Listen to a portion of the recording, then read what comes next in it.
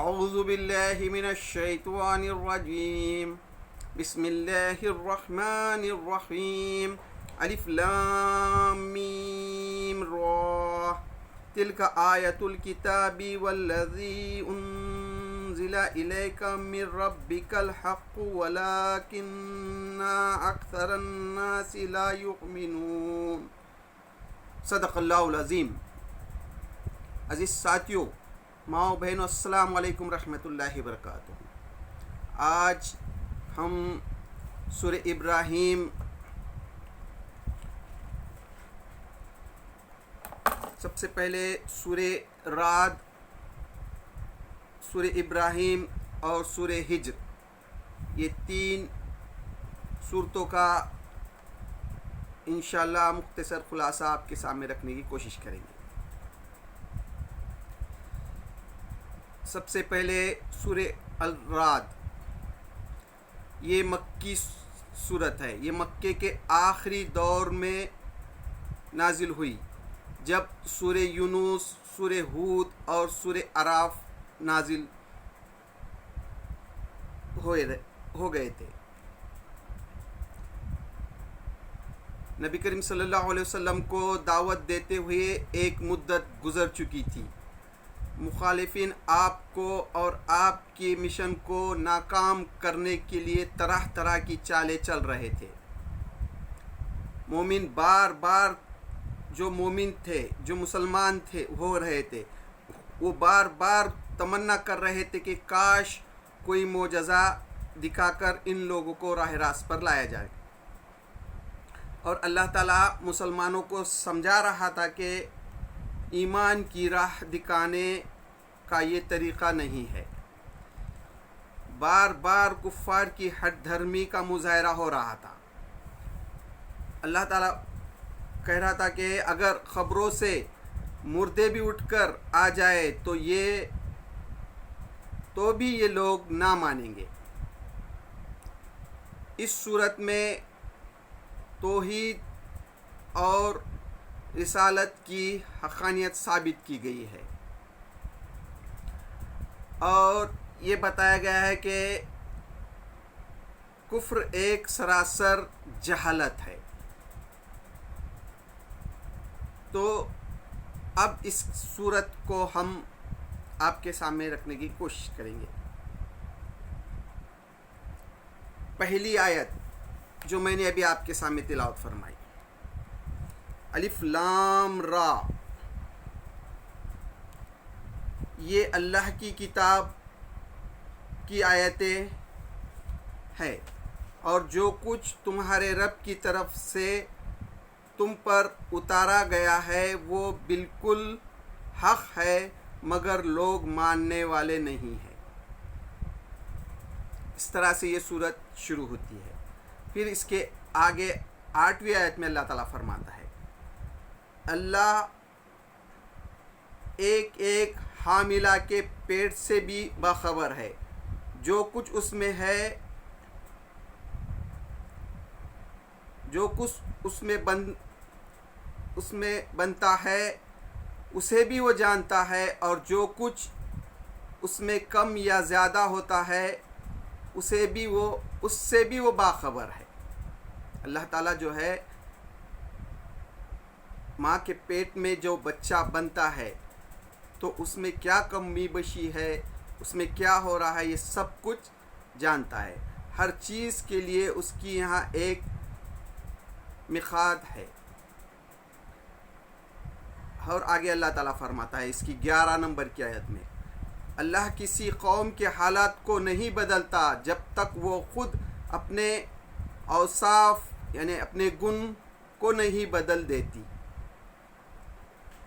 اور جب اللہ کسی قوم کی شامت لانے کا فیصلہ کر لیتا تو پھر وہ کسی کے ٹالے نہیں ٹل سکتی۔ اللہ تعالیٰ کسی قوم کی حالت کو نہیں بدلتا جب تک وہ قوم خود اپنے اوصاف کو نہ بدل دے، اور کسی قوم کی شامت آ گئی تو پھر اس کی کوئی نہیں ٹال سکتا۔ پھر آگے اللہ تعالیٰ اس کی 14 نمبر کی آیت میں فرماتا ہے، اللہ کو چھوڑ کر دوسرے ہستیوں کو پکارنا ایسا ہے جیسے پانی کی طرف ہاتھ پھیلا کر اس سے درخواست کرے کہ تو میرے منہ میں پہنچ جا. یعنی جو لوگ جو ہے اللہ کو چھوڑ کر دوسرے معبودوں کو، دوسرے خداؤں کو پکارتے ہیں، ان کی مثال ایسی ہے جیسا پانی کی طرف پانی کو درخواست کرے کہ تو میرے منہ میں پہنچ جا. بس اسی طرح حق کا انکار کرنے والوں یعنی کفر کرنے والوں کی دعا بھی کچھ نہیں ہے. یعنی اسی طرح جو ہے تو کفر کرنے والے کی دعا بھی کچھ نہیں ہے. یعنی جو انکار کرتے ہیں اللہ کا، ان کی دعاؤں کا کیسا حال ہے؟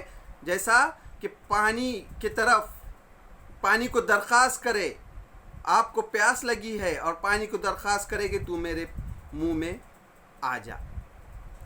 یہ اللہ تعالیٰ مثال بیان کرتا ہے قرآن مجید میں. تو اس کے اور آگے 16 نمبر کی آیت میں اللہ تعالیٰ فرماتا ہے، ان سے پوچھو کیا اندھا اور آنکھ والا برابر ہوا کرتا ہے؟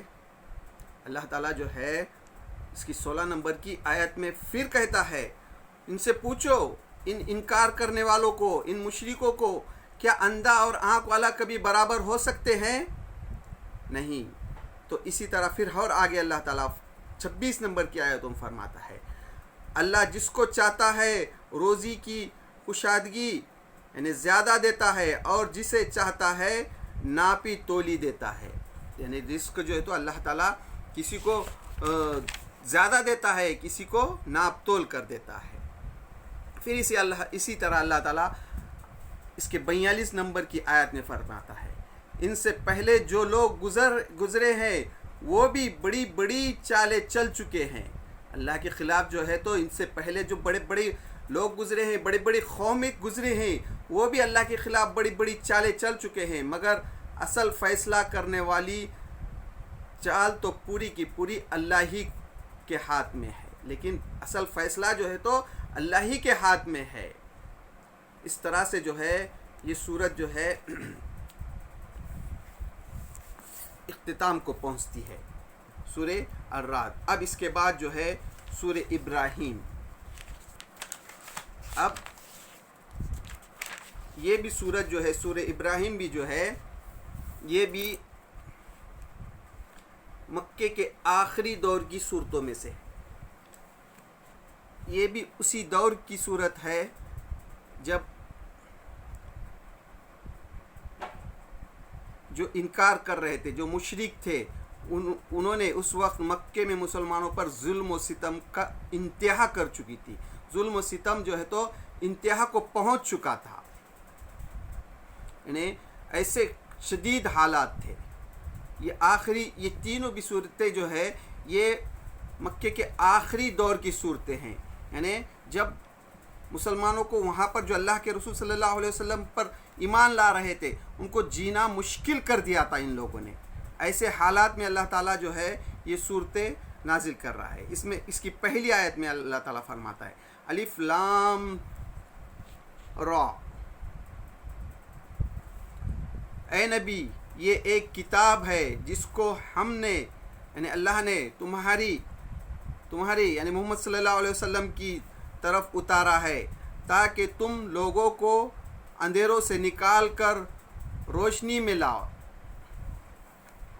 تاکہ تم لوگوں کو اندھیروں سے نکال کر روشنی میں لاؤ. پھر اس کے 4 نمبر کی آیت میں فرماتا ہے، ہم نے اپنا پیغام دینے کے لیے جب کبھی کوئی رسول بھیجا ہے اس نے اپنی قوم کی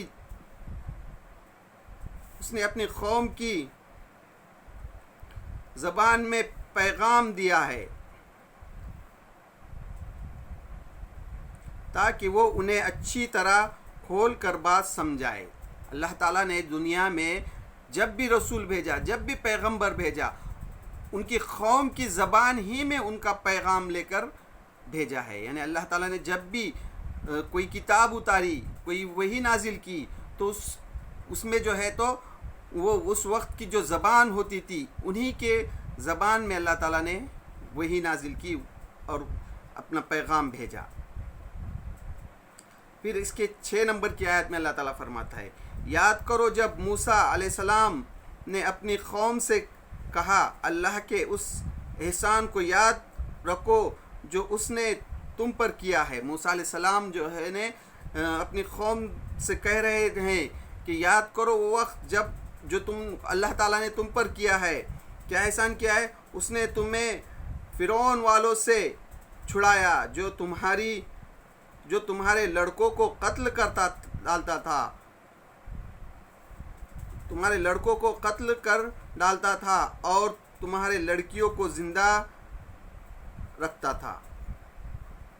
یعنی موسیٰ علیہ السلام اپنی قوم کو وہ نعمت یاد دلا رہے ہیں کہ یاد کرو جو فرعون جو ہے تو تم پہ ظلم ڈھاتا تھا، تمہارے لڑکوں کو قتل کرتا تھا اور لڑکیوں کو زندہ رکھتا تھا۔ اس میں تمہارے لیے بڑی آزمائش تھی۔ پھر اس کے 9 نمبر کی آیت میں اللہ تعالیٰ فرماتا ہے کیا تمہیں ان قوموں کے حالات نہیں پہنچے جو تم سے پہلے گزر چکی ہیں۔ اللہ تعالیٰ جو ہے مکے والوں کو کہتا ہے کیا تمہیں ان قوموں کے حالات نہیں پہنچے جو تم سے پہلے گزر چکے ہیں، جو تم سے پہلے قومیں گزر چکے ہیں، کیا تم کو ان کے حالات نہیں معلوم؟ نوح کی قوم، عاد، سمود اور ان کے بعد آنے والے بہت سے قومیں جن کی گنتی اللہ ہی کو معلوم ہے۔ یعنی نوح علیہ السلام کی قوم عاد، قوم سمود، ایسی بہت سی قومیں جس کی گنتی صرف اللہ ہی جانتا ہے، کیا ان کی تم کو خبر نہیں پہنچی؟ پھر آگے اللہ تعالیٰ اس کی 13 نمبر کی آیت میں فرماتا ہے آخرکار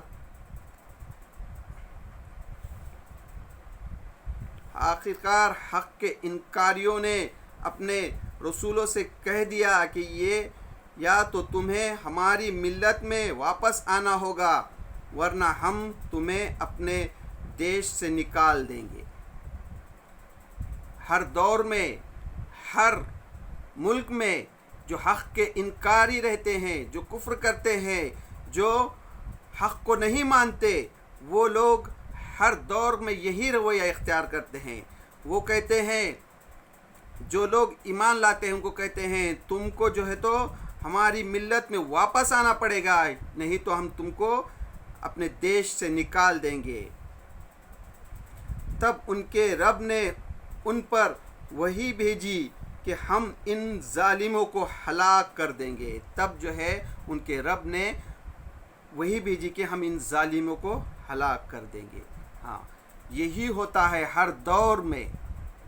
جب سے دنیا بنی ہے تب سے اللہ تعالیٰ نے جب بھی نبی بھیجا، جب بھی رسول بھیجا، ان کے قوم کی زبان ہی میں پیغام لے کر آئے اور انہوں نے انکار کیا، اور پھر انہوں نے ان کو دھمکی دی اگر تم جو ہے پھر ہماری اس ملت میں واپس نہیں آئیں گے تو ہم تم کو دیش سے نکال دیں گے۔ پھر اللہ تعالیٰ ان کے جواب میں کہتا ہے کہ تب ان کے رب نے ان پر وحی بھیجی کہ ہم ان ظالموں کو ہلاک کر دیں گے۔ ہاں، یہ ہر دور میں یہی ہوتا ہے۔ آج کے دور میں بھی لیجیے آپ، آج دنیا میں کسی بھی ملک میں آپ دیکھیے یہی جو ہے تو سازشیں کرتے ہیں کہ تم کو ہماری ملت میں واپس آنا پڑے گا، نہیں تو ہم تم کو دیش سے نکال دیں گے۔ پھر اس کے آگے اللہ تعالیٰ یہ جو ہے تو سورہ ابراہیم کی 13 نمبر کی آیت ہے، اور اس کے 17 نمبر کی آیت میں اللہ تعالیٰ فرماتا ہے جن لوگوں نے اپنے رب سے کفر کیا ہے ان کے اعمال کی مثال اس راکھ کی سی ہے جسے ایک طوفان دن کی آندھی نے اڑا دیا۔ یہاں اللہ تعالیٰ جو ہے جو لوگ ایمان نہیں لاتے ان کے اعمال کی مثال بیان کر رہا ہے اللہ تعالیٰ۔ یعنی کوئی جو اللہ پر ایمان نہیں لاتا، اللہ اور اس کے رسول پر ایمان نہیں لاتا اور دنیا میں نیک کام کرتا ہوں گا تو اس کی مثال بتا رہا ہے اللہ تعالیٰ، وہ اپنے کیے کا کچھ بھی پھل نہ پا سکیں گے۔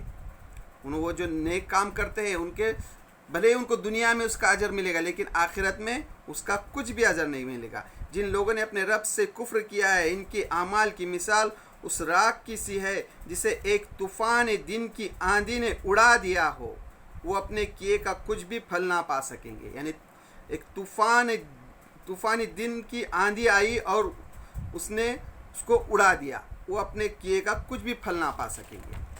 تو اس طرح سے اللہ تعالیٰ مثال بیان کرتا ہے۔ پھر آگے اللہ تعالیٰ اس کے 24 نمبر آیت میں فرماتا ہے، کلمہ طیبہ جو ہے، کلمہ طیبہ کی مثال بیان کرتا ہے اللہ تعالیٰ، ایک اچھے ذات کے پیڑ جیسی، یعنی کلمہ طیبہ کی مثال ہے ایسی، ایک اچھے ذات کا پیڑ ہے جس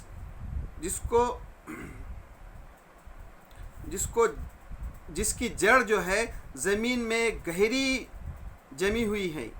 ایک اچھے ذات کا جو پیڑ ہوتا ہے اس کی جو جڑیں جو ہے زمین میں اچھی گہری جمی ہوئی ہے اور شاخیں آسمان تک پہنچی ہوئی ہے، اور اس کی شاخیں جو ہے آسمان تک پہنچی ہوئی ہے، یعنی کلمہ طیبہ کی مثال اس کی 24 نمبر کی آیت میں۔ اور اس کی 25 نمبر کی آیت میں فرماتا ہے، ہر پھل اپنے رب کے حکم سے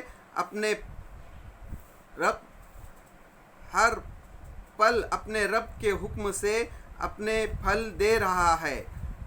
یہ مثال اللہ اس لیے دیتا ہے کہ لوگ ان سے سبق لے۔ اللہ تعالیٰ یہ جو مثال دیتا ہے اس لیے کہ لوگ اس سے سبق لے، اس لیے مثال دیتا ہے۔ پھر اس کے 26 نمبر کی آیت میں اللہ تعالیٰ کہتا ہے، اور کلمہ خبیث کی مثال ایک بدذات پیڑ کی سی ہے۔ جو کلمہ خبیث ہے اس کی مثال جو ہے تو ایک بدذات پیڑ کی سی ہے، جو زمین کی سطح سے اکاڑ پھینکا جاتا ہے، اس کی سطح سے اکاڑ پھینکا جاتا ہے، اس کے لیے کوئی جماؤ نہیں ہے۔ یعنی جو بدذات درخت ہوتا ہے اس کو زمین کے تہ سے اکاڑ پھینک دیا جاتا ہے۔ یہ ہے خبیث کلمے کی مثال۔ اس طرح سے اللہ تعالیٰ مثال بیان کرتا ہے اس صورت میں۔ پھر اس کے 35 نمبر کی آیت میں اللہ تعالیٰ فرماتا ہے،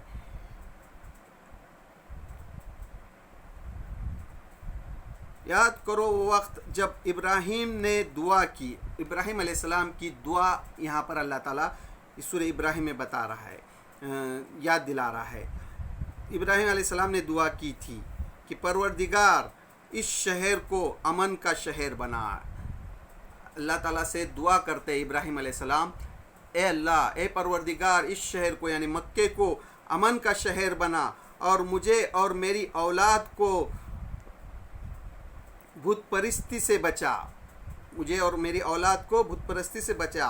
پروردگار میں نے ایک بے آبو گیا گھاٹی میں اپنی اولاد کے ایک حصے کو تیرے محترم گھر کے پاس لا بسایا ہوں۔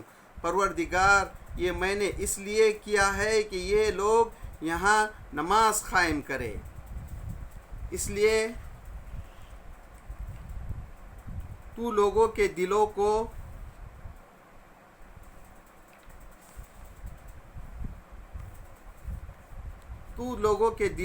کو ان کا خواہش مند بنا اور انہیں کھانے کو پھل دے، شاید کہ یہ شکر گزار بنے۔ اس طرح سے ابراہیم علیہ السلام جو ہے دعا کرتے ہیں کہ اللہ اس شہر کو امن کا شہر بنا، مکے کو امن کا شہر بنا، اور یہاں جو ہے میں نے اپنی اولاد کو لا کر بسایا ہوں تاکہ یہ نماز قائم کرے، اور تو کھانے کو لیے ان کو اچھے پھل دے تاکہ شکر گزار بنے۔ ہاں دوستو، یہ ابراہیم علیہ السلام نے دعا کی تھی اور اللہ تعالیٰ نے اس دعا کو قبول کیا، اور آج تک وہ شہر امن کا شہر ہے۔ دنیا میں کہیں اگر امن ہے تو وہ مکہ شہر اور اللہ کے رسول صلی اللہ علیہ وسلم کا مدینہ شہر، تو یہ اور ان کو اچھے پھل دے۔ ابراہیم علیہ السلام نے دعا کی تھی، تو آج دنیا میں کہیں بھی کوئی بھی ملک میں اگر اچھے سے اچھا پھل نکلتا ہے تو پہلے وہاں جاتا ہے، وہاں کے رہنے والے باشندوں کو کھانے نہیں ملتا، لیکن وہاں پہنچتا ہے وہ پھل۔ ہمارے ملک کے لیجئے آپ، ہمارے ملک میں جو بھی پھل ہے، آم کو لیجئے، جو بھی اچھے پھل، انگور کو لیجئے، یہ جو اچھے پھل ہوتے ہیں یہ پہلے مکہ اور مدینہ جاتے ہیں، پھر ہم کو اچھے پھل یہاں کھانے میسر نہیں آتے لیکن وہاں جاتے ہیں۔ یہ ابراہیم علیہ السلام کی دعا کی برکت ہے۔ پھر اس سورت کے آخر میں اللہ تعالیٰ فرماتا ہے یہ ایک پیغام ہے، یہ ایک پیغام ہے سب انسانوں کے لیے، یہ جو ہے تو پیغام جو ہے سب انسانوں کے لیے ہے، اور یہ بھیجا گیا ہے اس لیے کہ ان کو اس کے ذریعے سے خبردار کرے۔ یہ اس لیے بھیجا گیا ہے کہ تم اس کلام کے ذریعے سے خبردار کر دیا جائے، اور وہ جان لے کہ حقیقت میں اللہ بس ایک ہی ہے، اور وہ جان لے کہ حقیقت میں اللہ بس ایک ہی ہے، اور جو عقل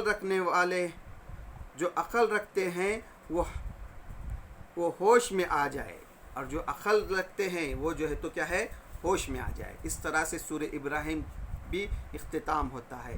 اب سورہ ہجر اور یہ 13واں پارہ بھی اختتام ہوتا ہے۔ اب 14واں پارہ اور سورہ ہجر یہ بھی مکی صورت ہے، اور یہ مکی کی آخری دور کی صورتوں میں سے ہے۔ اس کو بھی پس منظر ذہن میں وہی رکھیے جو دوسرے صورتوں کا تھا، یعنی آخری دور، یعنی ظلم و ستم کا شدت کا دور، یعنی مکے کے بہت سے جو مسلمان ہیں وہ حبشہ کی ہجرت کر چکے تھے، وہاں رہنا مشکل ہو گیا تھا۔ تو یہ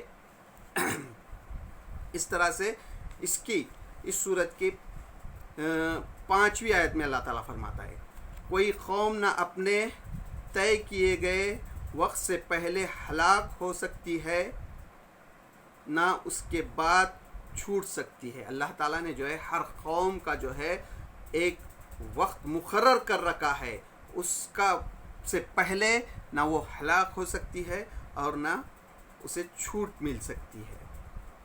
پھر اس کے 36 آیت میں فرماتا ہے یہ لوگ کہتے ہیں یہ وہ شخص جس پر ذکر اترا ہے تو یقیناً دیوانہ ہے۔ نعوذ باللہ، اس وقت جو ہے تو مشرکین مکہ اللہ کے رسول صلی اللہ علیہ وسلم کو کہتے تھے کہ یہ جو ذکر اترا ہے یہ تو دیوانہ ہے۔ نعوذ باللہ، ایسے باتیں کرتے تھے، یعنی کیسی تکلیف ہوتی ہوں گی اللہ کے رسول صلی اللہ علیہ وسلم کو۔ تصور کرو اس وقت ایسے حالات میں اللہ تعالیٰ یہ صورت نازل کر رہا ہے اور اپنے نبی کو بتا رہا ہے۔ اور آگے کہتا ہے اللہ تعالیٰ اگر تو سچا ہے تو ہمارے سامنے فرشتوں کو کیوں نہیں لاتا؟ اگر محمد صلی اللہ علیہ وسلم تم سچے ہو تو تم جو ہے تو فرشتوں کو کیوں نہیں لاتے؟ پھر اس کا اللہ تعالیٰ آگے جواب دیتا ہے اے نبی ہم تم سے پہلے بہت سی گزری ہوئی قوموں میں رسول بھیج چکے ہیں۔ اللہ تعالیٰ فرماتا ہے کہ اے نبی ہم تم سے پہلے بھی بہت سی قوموں میں رسول بھیج چکے ہیں، کبھی ایسا نہیں ہوا کہ ان کے پاس کوئی رسول آیا ہو اور انہوں نے اس کا مذاق نہ اڑایا ہو۔ یعنی اس کی 11ویں نوبت میں آیت میں اللہ تعالیٰ جو ہے یہ جو مکے کے لوگ جو اللہ کے رسول صلی اللہ علیہ وسلم کے ایسے سوالات کرتے تھے تو اللہ تعالیٰ آپ کی تسلی کو کہتا ہے کہ اے نبی اس سے پہلے بھی یہ جو قوم میں ہم نے رسول بھیجا ہے تو ان کی امتوں نے یہی رویہ اختیار کیا، اور کبھی بھی ایسا نہیں ہوا کہ ان کے پاس کوئی رسول آیا ہو اور وہ لوگوں نے انہوں نے اس کا مذاق نہ اڑایا ہو۔ پھر اس کے 27 نمبر آیت میں فرماتا ہے ہم نے انسان کو پھر اللہ تعالیٰ جو ہے اس کے آگے جو ہے انسان کی تخلیق کا ذکر کرتا ہے، یعنی کس طرح سے انسان کو اللہ تعالیٰ نے بنایا۔ ہم نے انسان کو سڑی ہوئی مٹی کے سوکھے گارے سے بنایا اور اس سے پہلے جینوں کو ہم آگ کے لپیٹ سے پیدا کر چکے ہیں۔ یعنی انسان کو جو ہے تو ایک سڑی ہوئی مٹی کے سوکھے گار سے بنایا ہے اللہ تعالیٰ نے، اس کا ذکر کر رہا ہے یہاں۔ پھر اور اس سے پہلے جینوں کو آگ کے لپیٹ سے بنایا۔ اس طرح سے یہاں پر جو ہے اللہ تعالیٰ جو ہے انسان کو جو اللہ تعالیٰ نے بنایا، پھر فرشتوں سے جو کہا کہ اس کے آگے جھک جاؤ، تو سب جو ہے جھک گئے، لیکن ابلیس جو ہے اس نے انکار کیا، پھر اس نے غرور اور گھمنڈ میں جو ہے انکار کیا۔ وہ واقعات جو ہے تو اللہ تعالیٰ یہاں پر بیان کرتا ہے۔ پھر جو ہے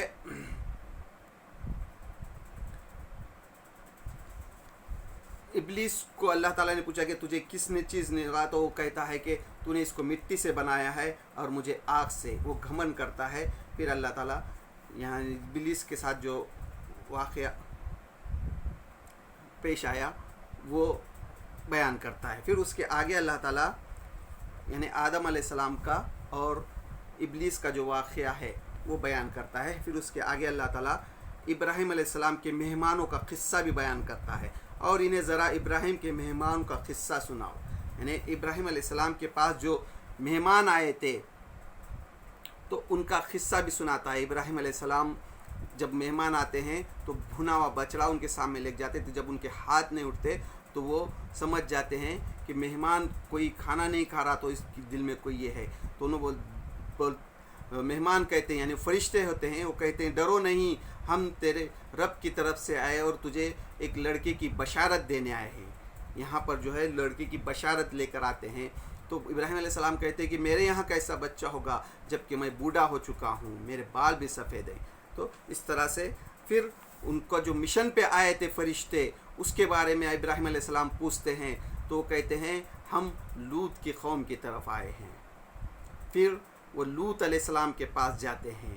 پھر جب لوط علیہ السلام کے پاس جاتے ہیں تو اس کا بھی واقعہ اللہ تعالیٰ یہاں بیان کرتا ہے کہ جب لوط کی قوم جو ہے جب ان کی طرف یعنی اس میں جو ہے ہوموسیکس کی جو بیماری آ گئی تھی، ان کو ایک نشہ سا تھا، تو وہ لوط علیہ السلام کے پاس وہ فرشتے نوجوان لڑکوں کی شکل میں جاتے ہیں۔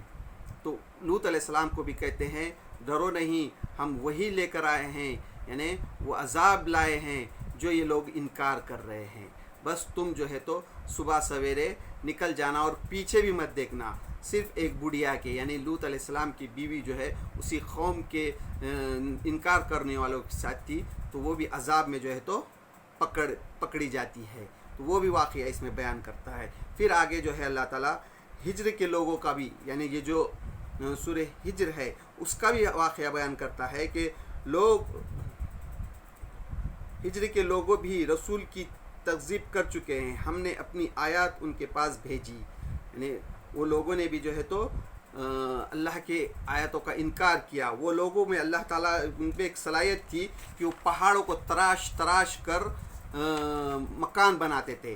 آج بھی جو ہے وہ ہجر جو ہے قوم سمود کا جو تو مرکزی شہر تھا۔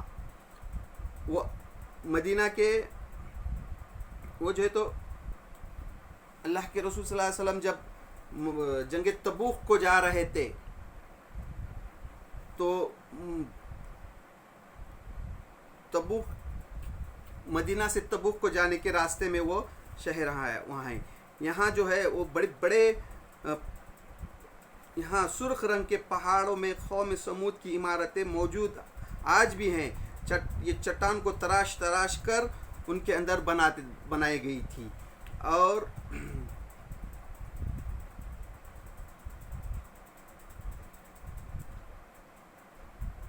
ان کے مکانات میں اب بھی سڑی گلی ہوئی انسانی ہڈیاں پڑی ہوئی ملتی ہیں۔ یعنی ابھی بھی جو ہے تو وہاں پر سڑی گلی ہوئی جو تو ہڈیاں ملتی ہیں۔ تو اللہ تعالیٰ نے جو ہے ان پر بھی اس طرح سے عذاب نازل کیا۔ اور اس سورت کے آخر میں اللہ تعالیٰ پھر جو ہے آخری آیت میں یہ کہتا ہے اپنے رب کے حمد کے ساتھ، اپنے نبی سے کہتا ہے اپنے رب کے حمد کے ساتھ اس کی تسبیح کرو، اس کے جانب میں سجدہ بجلاؤ، اور اس آخری گھڑی تک اپنے رب کی بندگی کرتے رہو جس کا آنا یقینی ہے۔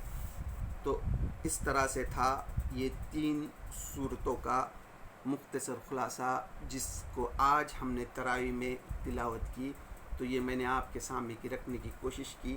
تو اللہ سے دعا ہے اللہ ہم جو قرآن مجید کو سمجھنے کی کوشش کر رہے ہیں، اللہ اس کی سمجھنے میں ہم سے جو بھی غلطیاں ہو رہی ہے اللہ اس کو معاف کر دے، اور قرآن مجید کو سمجھنا ہمارے لیے آسان کر دے اور اس کے مطابق زندگی گزارنا ہمارے لیے آسان کر دے۔ وآخر الدعوانا ان الحمد للہ رب العالمین۔